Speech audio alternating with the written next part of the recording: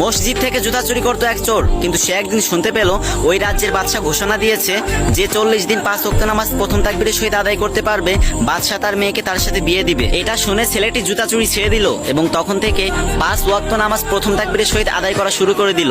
এবং এভাবে করতে করতে 39 দিন কেটে গেল এবং বাদশার কানে খবর গেল একটা জুতা চোর 39 দিন ধরে 5 ওয়াক্ত নামাজ প্রথম তাকবীরের সহিত আদায় করতেছে। এটা শুনে বাদশা চোরটাকে রাজদরবারে ডেকে পাঠালো এবং বলল, তুমি আমার মেয়েকে বিয়ে করো। কিন্তু আশ্চর্যজনক ঘটনা হচ্ছে 40 দিন কেটে যায়, 41 দিন কেটে যায়, 42 দিন কেটে যায়, কিন্তু চোরটার আর কোনো খোঁজ খবর থাকে না। তারপর বাদশা সেই চোরটাকে খুঁজতে খুঁজতে অবশেষে পেয়ে গেল এবং বলল, আরে আমি তো আমার মেয়ের সাথে তোমাকে জোর করে বিয়ে দিচ্ছি না, তাহলে তুমি পালাচ্ছ কেন? তখন জুতা চোর বলল, হুজুর আপনি জানেন না আমি ভালো মানুষ না, আমি একটা জুতা চোর। বাদশা বলল, তাও আমি আমার মেয়েকে তোমার সাথেই বিয়ে দিব। তখন যুবকের চোখ থেকে টপ টপ করে পানি পড়তে লাগলো এবং বলতে লাগলো, হুজুর বিশ্বাস করেন আমি 40 দিনের দিনেও রাজকুমারী আর রাজ্য হাসিল করার স্বপ্ন দেখেছি, কিন্তু 40 দিনের শেষ নামাজের শেষ রাকাতের শেষ সেজদায় আমি জান্নাতের প্রশান্তি পেতে শুরু করলাম। আমার অন্তর প্রশান্তিতে ভরে গেছে, আমি জীবনের সব খুশি ভুলে গেলাম। হুজুর আমার চাই না, আমার রাজকুমারী চাই না, আমার রাজ্য চাই না, আমি শুধু নামাজের সেজদায় গিয়ে ওই জান্নাতের একটু প্রশান্তি পেতে চাই। এইসব কথা শুনে বাদশা নিজের চোখের পানি ধরে রাখতে পারলো না এবং বলল,